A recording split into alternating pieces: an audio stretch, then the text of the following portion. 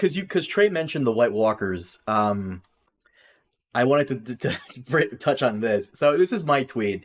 It's from Thrones Fact on it's one of those those Twitter accounts that measures or tries to put out tweets to get reactions and shit. But it got my reaction, and it says here the Long Night director Miguel Spachnik says the Night King had a very long fight scene, but he decided to cut it, quoting. At the end of an 80-minute battle episode, do I really care if the Night King got some fancy moves with his spear? Yeah, I tweeted out, he's literally the final boss's final boss. No fucking shit, we wanted to see that. But I'm actually curious, who did he fight in that fucking fight scene? Was it Jon or Arya? I hope not. But I will say at the same time, I did find it clever that the Night King fucked off to complete his objective, other than to dick around and risk fighting Jon or anybody else. That makes sense to me, because we always complain about how the fucking villain has to stop in his tracks from his goal to explain his motive or to fight someone randomly when he can just go off and complete his mission, which was to kill Bran. So, but granted, he did complete it very slowly. I have a theory. The fight scene happened between the Karstark daughter, the one with the bows and arrows, that was protecting Bran. Alice Karstark had this incredible fight scene where it's just Legolas at Helm's Deep with sliding down stuff, shooting arrows, pulling them out, stabbing other people. So what, Trey? Did you want to see it like a Night King fight? Is that something you wanted to see? I would have liked what I want with the White Walkers is more answers. I don't know. I felt like they hyped them up. They're the main. They're kind of the main antagonists of the series. I guess Dany is, or Cersei is, or something like that too. But I don't know. We've hyped up the White Walkers for 8 seasons. You're really invested. That was the source of this mystery. The first scene of the show. Yeah. And I don't know, they just are killed off, and we got no answers. Okay, why are they evil? What do they want? I don't know. I think that's what I wanted more out of that episode of Game of Thrones was some closure with some answers. But maybe that's me. They don't really answer why they take the babies and what they do with them. That was not really answered. Was it, Preston? I don't remember that being answered. I mean, they take the baby. They've got the one scene where they take the babies and then march him north and then transform him into another. That's about it.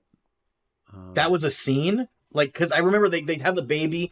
They put the nail on the baby. The baby's eyes glow blue, and that's it. Did that baby actually get transformed into another? I think that's the implication. Yeah. I guess. And what about the symbols? Well, they never explain the symbols. No, we don't know what those are, or why they would draw the symbol and crucify Ned Dane, not Ned Dane, but Ned Karstark, or not Ned Karstark, Ned Umber, Ned. a lot of Neds. On it, what was the point of that? Why did they slaughter all those horses and put them in a big symbol? What were they trying to communicate? Why do they seem to have a culture? If they're just a force of evil or something like that, or a force of nature, why do they seem like they have a culture and they put focus on that? Because you're right, we have multiple scenes of them making symbols, and doing stuff, and designing their own armor and stuff, and trying to look like badasses. Yeah, okay. Why even introduce it if you're not going to give any? I don't know, anything to it other than just there.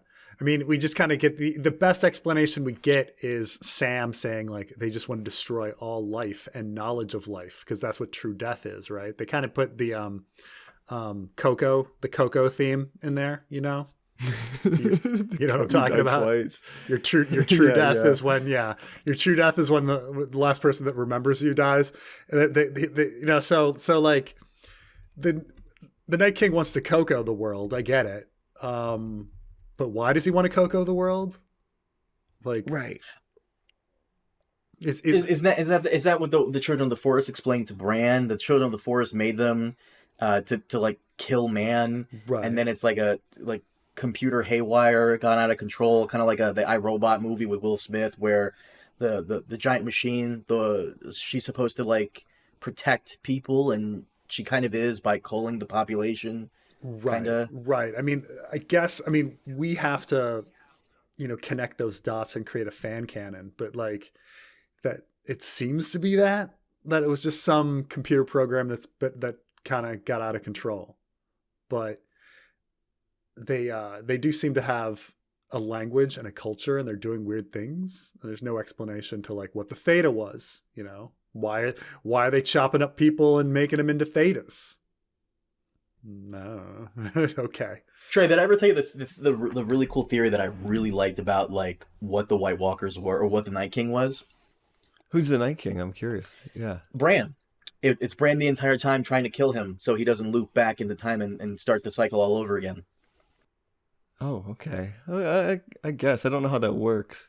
Well, the theory is that Bran is going back in time, and Bran is trying to solve the White Walker problem. So he goes back in time, and he tries to have the Mad King, instead of going crazy, store up wildfire to combat the White Walkers. Doesn't work, Mad King goes crazy. Then he goes back in time again, and he's basically the reason why a lot of stuff happens. He's basically the reason why the wall gets built. He's basically the reason why, like, this and this and this happens. And the last time he goes back in time is to try and broker peace with the Children of the Forest. It doesn't work. They capture him, and he's that guy that we see in the flashback being turned into the Night King. No, I like that. That'd be something, like that'd be some answers. Like, because you're right. I feel like we need some answers, especially what Preston was saying. Where like, yeah, like they're like, oh, he wants to Coco the world. I like that as an analogy. He wants to Coco the world, but like you're like, why? What's the point of that? I get, yeah. I like that. I like that theory, Carmine. That's something, It's not mine, but I fucking love it. But also, the time travel should have been a fucking element in the final, and then there's that story, too. Right? You introduced time travel for some reason. Why? Just so Hodor could slow down the White Walkers for literally 15 seconds. Like, what was the point? You just have Benjen like save you 15 seconds earlier. Yeah. Yeah. Didn't need a time travel. I know. Didn't need a time travel for that. It's time travel. The whole Night King thing situation. It's funny. Like someone in my thread here. I love what this kid said. He goes, Glacier, he goes, there's never any new news about the final season of Game of Thrones that comes to light that ever makes me happy. Yeah, that's true. That's I feel that, buddy. I feel that.